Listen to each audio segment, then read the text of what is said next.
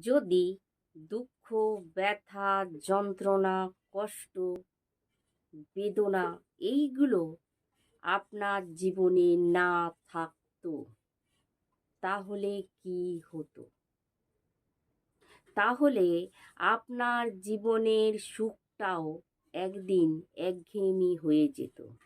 আসলে আমরা কোনো কিছুতেই সন্তুষ্ট থাকতে পারি না। আপনারা খেয়াল করে দেখবেন, সুখের দিনগুলোতেও আমাদের হাসতে হাসতে চোখে জল আসে। আমরা হাসতে হাসতে দম বন্ধ হয়ে উঠি, হাঁপিয়ে পড়ি, বলে থাকি, প্লিজ আমাকে আর হাসিও না।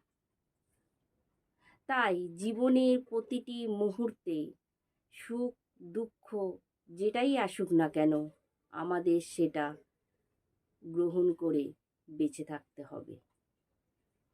ধন্যবাদ।